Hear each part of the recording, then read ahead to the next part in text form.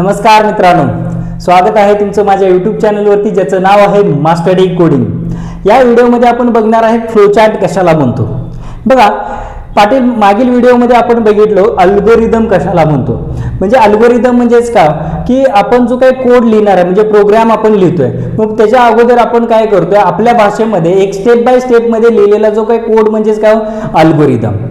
मग आता जर सपोज आपल्याला एखादा प्रोग्राम डायग्राम ग्राफिकली शो करायचा असेल तर आपण कशाचा यूज करतोय, फ्लोचार्टचा यूज करतो। फ्लोचार्ट म्हणजेच काय, एखादा प्रोग्राम ग्राफिकली रिप्रेझेंट करणे त्याला आपण काय म्हणतो, फ्लोचार्ट्स म्हणतो। मग आता हे जे फ्लोचार्ट आहे त्या फ्लोचार्ट मध्ये काही असे सिम्बॉल्स आहेत, बरोबर, ते आपण काय करतो की आपल्या प्रोग्राम मध्ये म्हणजे फ्लोचार्ट क्रिएट करत असताना त्याचा काय करतोय, यूज करतो।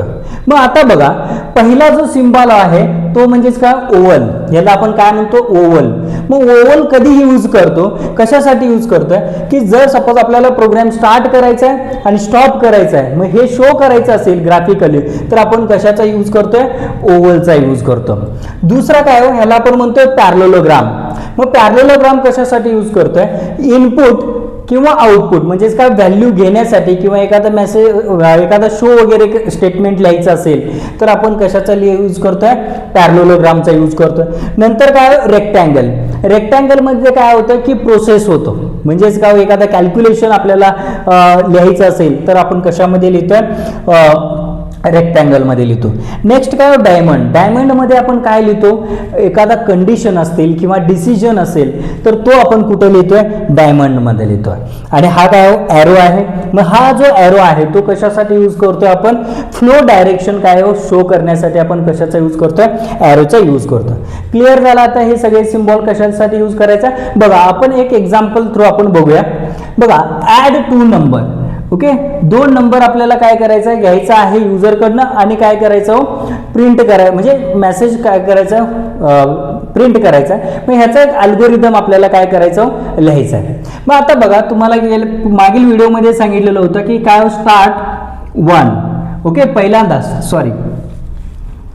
स्टेप 1। स्टेप 1 मध्ये आपल्याला काय करायचं, स्टार्ट करायचं होतं। नंतर काय, स्टेप 2 मध्ये आपण काय करत होतो, रीड करायचा, रीड a, b, कारण 2 व्हॅल्यूज आपल्याला घ्यायचा, मग त्यामुळे काय हो, रीड a, b। मग आता स्टेप नंबर 3 काय होता की आपल्याला सम करायचं होतं, सम इक्वल टू काय, a प्लस b। आणि स्टेप नंबर 4 काय होता की प्रिंट करायचं होतं जो काय समची व्हॅल्यू आलेली होती, समची व्हॅल्यू। अँड लास्ट वन काय, स्टेप नंबर 5 होता की काय, एंड। ओके, आपला प्रोग्राम काय झाला, एंड झाला। पण हाच अल्गोरिदम मला काय करायचं, ग्राफिकली शो करायचा आहे। मग त्यासाठी आपण याचा यूज करणार आहे। चला तर आपण कशा पद्धतीने बघूया। पहिल्यांदा ओव्हलचा यूज कशासाठी करतो आपण, स्टार्ट, ओके, स्टार्ट। नंतर फ्लो डायरेक्शन म्हणजेच काय, कसा प्रोग्रामचा फ्लो चाललेला आहे तो शो करण्यासाठी आपण एरोचा यूज करतो। मग नंतर काय, रीड a, b, म्हणजे रीड म्हणजेच काय, तुमचा इनपुट, बरोबर आहे। मग इनपुट साठी आपण काय यूज करतोय, पॅरलोलोग्रामचा यूज करतोय। मग पॅरलोलोग्रामचा यूज करत असताना काय लिहिणार आपण, इथे लिहिणार read a, b, read a, b। नंतर थर्ड स्टेप काय, sum equal to a plus b, म्हणजेच काय, प्रोसेस आहे। मग प्रोसेस कॅल्क्युलेशन करायचं आहे, मग कॅल्क्युलेशन प्रोसेस करण्यासाठी आपण कशाचा यूज करतोय, रेक्टँगलचा यूज करतोय। मग आता ह्याच्यामध्ये आपण लिहिणार काय हो, sum equal to a plus b। नंतर स्टेप काय हो, प्रिंट सम। मग आता प्रिंट आला म्हणजे आउटपुट आला, मग आउटपुट साठी काय यूज करतो आपण, पॅरलोलोग्रामचा यूज करतोय, ओके। अँड नेक्स्ट काय, पॅरलोलोग्राम। पॅरलोलोग्राम मध्ये आपण काय लिहिणार, प्रिंट सम। अँड लास्टला काय हो, एंड झालाय तुमचा, ओके। मग ह्या ठिकाणी सुद्धा कशाचा यूज करतो आपण, ओव्हलचा यूज करतो, ओके, लास्टला एंड, ओके। ह्या पद्धतीने आपण काय हो, हे जे काय फ्लोचार्टचे सिम्बॉल्स आहेत त्या सिम्बॉलचा यूज करतो।